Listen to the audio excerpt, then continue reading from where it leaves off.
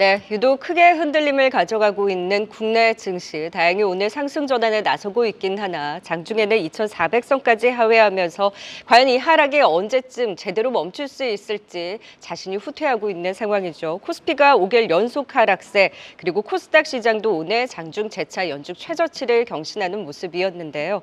과연 시장 이대로 괜찮은지, 그리고 유독 왜 이렇게 국내 증시만 부진한 것인지 자세한 긴급 진단 들어보도록 하겠습니다. 리서치알은 최성환 대표 모셨습니다. 어서 오세요. 안녕하십니까?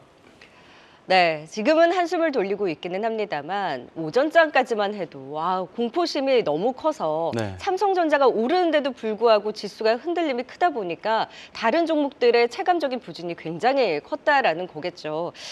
지금 유독 트럼프 당선 이후에 국내 증시의 경계감이 날카로운데 왜 우리 시장만 정말 유독 이렇게 힘들었던 것인지 대표님께서는 그 배경을 어디에 있다라고 보세요? 일단 트럼프가 당선된 이후에 어떻게 보면은 1기에서 우리가 잘 알고 있었던 어메리카 퍼스트라고 하는 그런 내용들이 네. 2기에서는 어메리카 온리로 더 강화될 것이다라는 이야기들이 많이 나오고 있는 상황이고, 실제로 오늘 같은 경우에도 트럼프 관련된 주가인 재건주들의 상승세가 상당히 높게 나타나고 있지만, 실제적으로 우리가 생각했었을 때는 트럼프 대통령이 당선된 이후에 종전 선언이라든지 이런 쪽으로 빠르게 진행이 되게 된다면 어떻게 보면 거기에서 나오는 그런 그 재건 사업이라든지 이런 것들을 미국에서 또 다 가져갈 수밖에 없는 그런 환경으로도 진행이 될 수가 있거든요.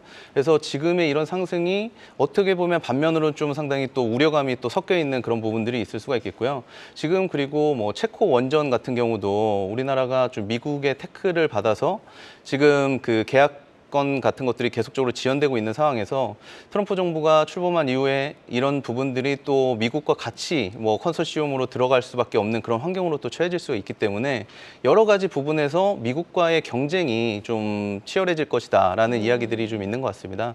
그리고 또 트럼프 정부가 출범한 이후에 금리를 더 이상 인하하기가 좀 어려운 상황이 될 수 있다라는 이야기들이 나오면서 국내 이제 코스닥 같은 경우에 바이오 섹터가 가장 이제 큰 비중을 차지하고 있는데, 바이오 섹터에 대한 그런 투자 기대감이 많이 떨어질 수가 있고, 그리고 또 IRA 폐지와 관련돼서 2차 전지 오늘 상당하게 하락폭이 크게 진행이 되고 있는데, 이런 부분들도 폐지가 지금 금리를 떨어뜨리는 것과 거의 이제 일맥상통하다고 볼 수가 있거든요. IRA가 인플레이션 리덕션 액트라고 해서 인플레이션을 줄이기 위한 그런 법률이었었기 때문에 금리를 계속 인하하는 이런 과정에서는 폐지가 당연한 수순이다라고 볼 수가 있겠습니다. 네. 그러면 지금 말씀해 주셨다시피 다시금 고개드는 인플레에 대한 우려, 금리인에 대한 기대감도 축소가 되고, 그리고 IRA에 대한 폐지에 대한 우려까지 점증되다 보니, 그리고 미국과 이제 경쟁 구도로 인한 산업적으로의 부담감으로 유독 이제 우리 국내 증시의 흔들림이 컸다라는 분석을 주셨는데요. 다만 오늘 좀 저가에서 정말 이제 공포심이 컸던 그 자리에서 저가 매수와 더불어서 좀 반등에 나서고 있잖아요. 반등이라기보다는 하락을 그래도 메우면서 올라오고 있는 상황인데, 오늘 이 힘만 보고, 삼성전자의 힘만 보고 바닥을 잡지 않을까 하는 기대는 좀 섣부를 수 있는 건가요?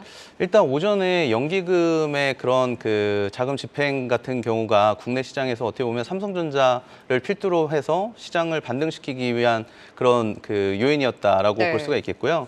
지금 그렇지만 우리나라의 증시가 해외 증시 대비해서 아직도 고평가되어 있는 상황이거든요.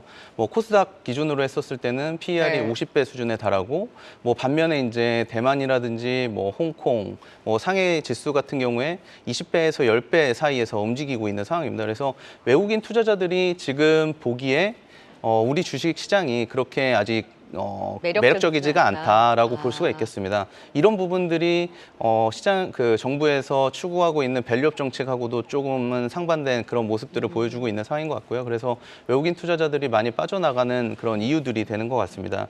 그리고 우리 시장이 이렇게 비싸게 된 이유들이 또 있거든요. 많은 투자자분들이 공감하셨겠지만 대기업들이 자꾸 이제 쪼개기 상장이라든지 물적 분할 같은 것으로 주가 지수에 이제 더블 카운팅 문제들을 야기를 많이 시켰고, 그리고 어떻게 보면은 정부에서도 기술 특례 상장을 많이 이제 활성화시키면서 실적이 없는 회사들이 상장이 되게 되면서 이런 부분들이 PER을 높이게 되는 고평가를 만들 수밖에 없는 그런 요인들로 작용했다라고 볼 수가 있겠습니다. 그리고 마지막으로 우리나라가 이제 시가총액 방식으로 주가 지수가 산정이 되는데 고평가 IPO가 많이 되게 되면서 만약에 1조 원짜리 그 시가총액으로 공모가가 산정된 기업이 상장이 되게 됐을 때 2023년 6월서부터는 기존에는 뭐 90%에서 200%까지 따상으로 이제 이 200%까지 2조 원의 상장이 이제 그날 마무리가 될 수 있었지만 지금은 따따상이라고 해가지고 4조 원까지도 이제 상승을 할 수가 맞아요. 있잖아요. 이렇게 되게 되면 만약에 이제 해당 종목이 4조 원 정도로 책정이 돼서 그날 종가로 마무리를 하게 되면 그 다음 날에 주가 지수에 이제 4조 원이 반영이 되게 되거든요. 그래서 시가총액은 엄청나게 지수에 많이 반영이 되게 되는데 지수는 그 자리에 있는 그런 상태가 계속되다 보니까 기형적으로 한국 증시는 시가총액만 올라가고 주가 지수는 제자리에 머물러 있는 네네. 그런 상황이 됩니다. 그래서 시장에 어떻게 보면은 예를 들자면 이제 비커에 물을 채워야 되는데 이 비커만 계속 커지고 있는 상황이고 물의 수위는 올라가지 못하고 있는 그런 상황이다라고 볼 수가 있습니다. 그래서 국내 증시는 해외 증시에 비해서 이런 부분들이 좀 열악하게 작용을 하고 있기 때문에 외국인 투자자들한테도 매력적이지 않은 시장이 되고 있는 것이 아닌가 생각이 들고 공모가 펀드들이 그동안 엄청난 수익률을 거두면서 시장을 이끌어 왔었잖아요. 어떻게 보면 시장에 자금 유입으로 작용했었는데 그런 후폭풍이 이제는 좀 현실적으로 체감이 되고 있다라고 볼 수가 있을 것 같습니다.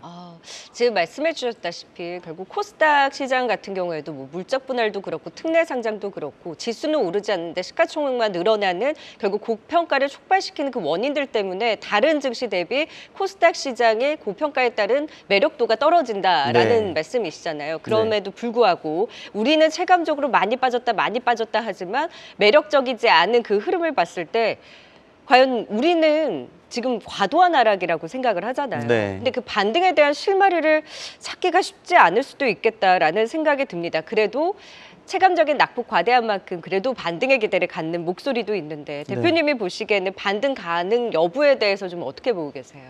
일단은 시장의 그런 수급 자체가 뭐 해외 시장으로 많이 지금 쏠림 현상이 나타나고 있는 그런 상황이기 때문에 단기간에 이런 부분을 좀 거스르기는 어려운 상황이다라고 볼 수가 있겠고요.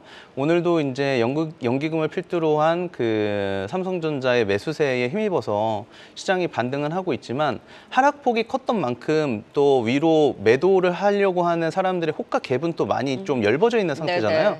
그래서 조금만 시장에 자금이 투입이 되더라도 이제 상승폭이 많이 크게 나타나는 그런 모습들을 보여주고 있는 것 같습니다. 그래서 현재 시점에서 봤었을 때는 이런 추세가 앞으로 많이 계속적으로 이어질 거라고 보기보다는 이런 상승이 있었을 때 약간씩 이제 현금 비중을 좀 높여가면서 시장의 트렌드를 좀 지켜볼 필요가 있다. 저는 이렇게 말씀드리고 싶고요. 그러니까 기술적 반등에 그칠 가능성이 높다라는 말씀이신 거죠? 네, 저는 좀 지금 당장에서는 그렇게 보는 게 맞다라고 생각이 들고요. 그렇지만 이제 시장에 주도적으로 움직이는 그런 섹터들은 꾸준하게 있을 수 있다고 생각을 합니다.